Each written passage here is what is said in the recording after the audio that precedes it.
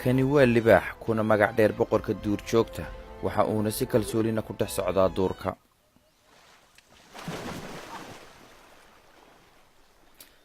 sida idiin muuqato waxa uu u mushaaxayaa si xor leh.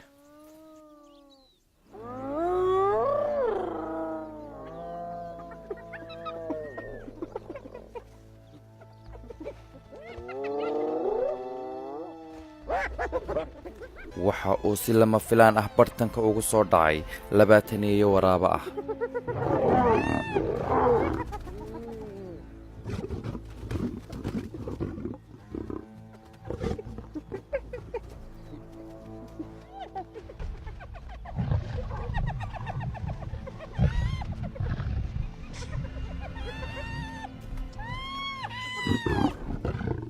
waxaana ka dhaxaysa cadowtinimo soo jireena.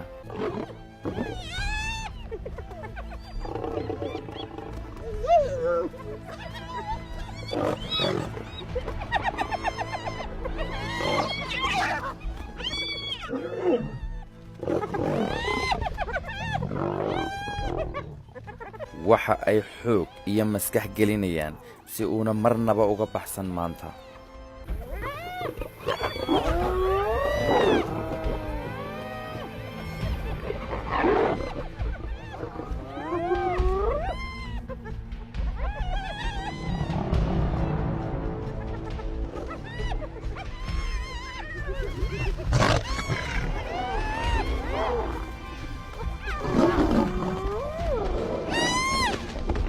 waxa uu u dhaxeeyaa nolol iyo geeri, xaaladuna way ku xun tahay.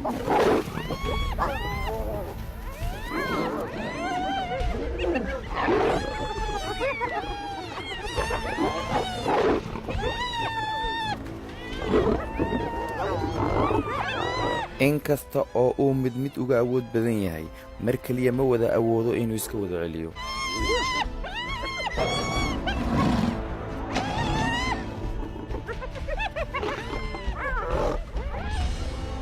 waa libaax iyo waa boqorkii duurjoogta, way soo dhaaftay arrini maanta.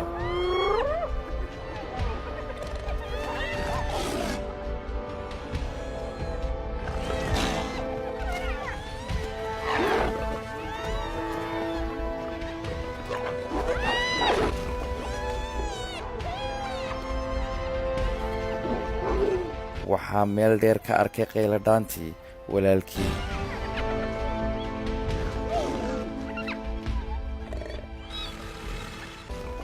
waxaana si lama filaan ah isku beddelay qaab socodkii dagaal.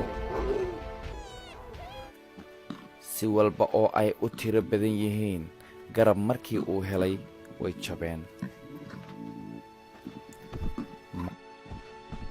muxuu ka baran karaa qofka Soomaaliga dhacdadan cajiibka ah?